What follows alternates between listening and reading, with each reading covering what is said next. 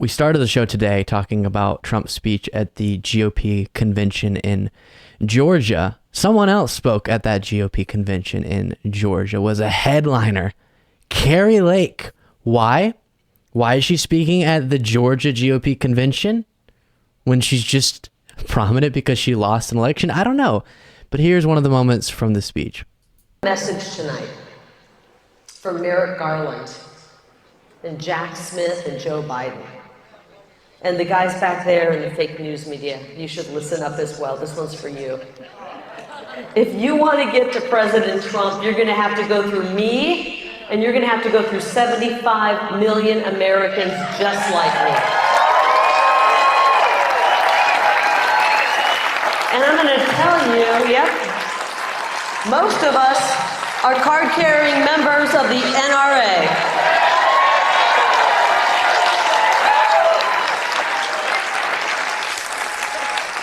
That's not a threat. That's a public service announcement. No, but see, that is a threat. When you say you're going to have to go through us and we have firearms, why? Why are you bringing up firearms within this? Why are you bringing up that you're in the NRA with firearms? To make the point that violence might be necessary. That's what she's saying there. Deranged and dangerous. And apparently, as I mentioned, kind of introducing this clip, who is she? Why is she so prominent? Because she ran for something, lost, and then claimed that she won. So now you can just say the most provocative things possible within the GOP, run for something, lose, and pretend that you won, and that can make you a star who's getting invited to all these different events as this prominent figure. And then as she's continuing trying to create this brand of what do you have to do to stay relevant? Say something like that within this current MAGA GOP, saying that we have firearms to defend Trump from prosecution for obvious violations of the law. Read the dang indictment. Yeah, so Luke, I will say, I don't think you're being particularly charitable to the rightful governor of Arizona, Carrie Lake. I mean, no, I mean, it's absolutely ridiculous. That's the other thing. The GOP almost has a loser fetish. Have you noticed that? Like, they elevate these extraordinary losers. Trump himself, not to say that he's not dangerous, not to say that he couldn't win the next election, but Trump's political track record is really not that great. Garbage, yeah. Yeah, it's absolutely preposterous. And yeah, Carrie Lake doesn't deserve the credibility that she's getting from MAGA, even though she's become a right-wing darling.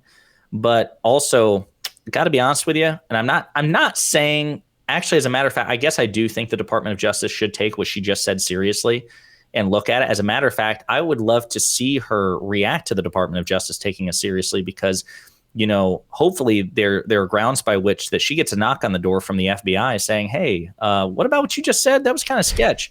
But I don't think Merrick Garland's particularly troubled personally by Carrie Lake.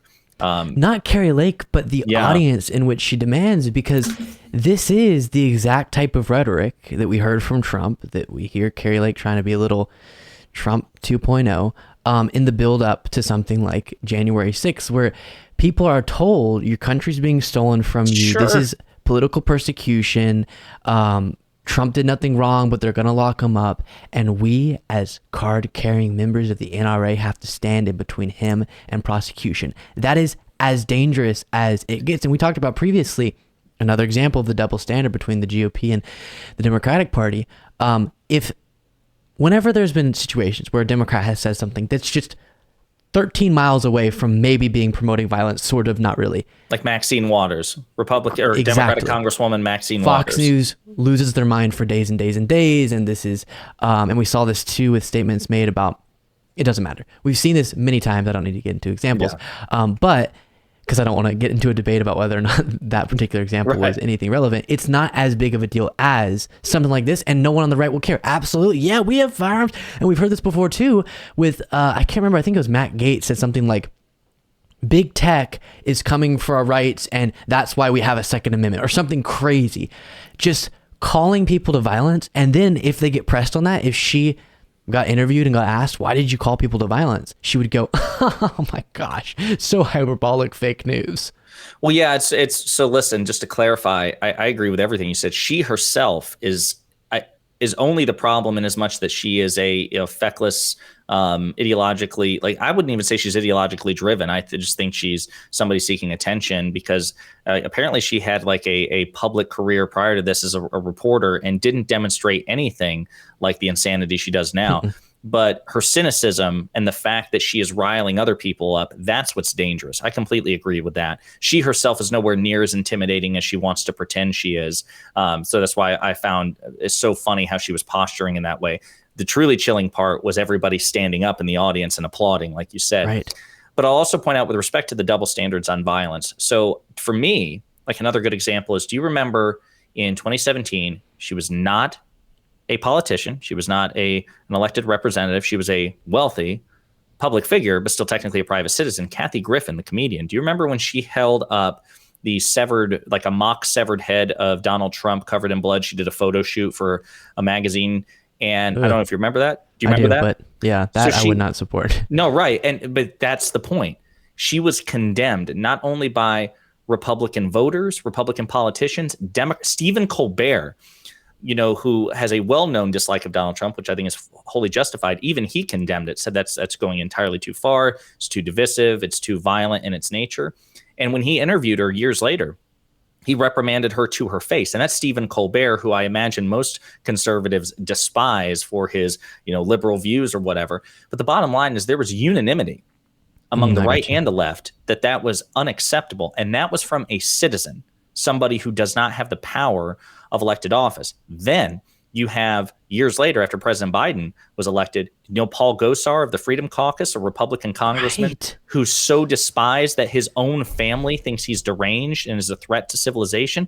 He commissions this animated video as a campaign ad where he, in this animated video, decapitates AOC and attacks President Biden with swords.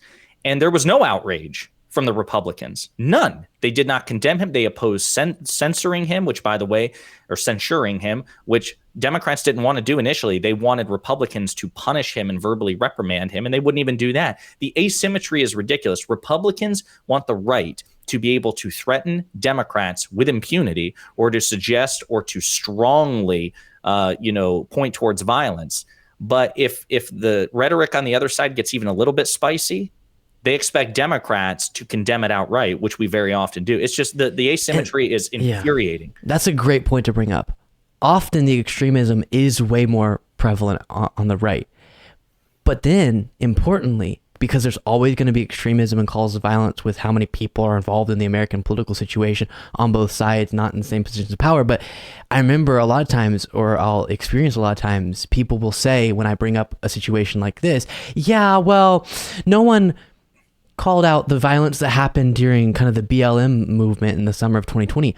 What are you talking about? When there was violence or property damage, every elected Democrat that would get asked about it would Bernie go, Sanders, obviously, AOC. I denounce the violence, and then might include a message about change that is necessary.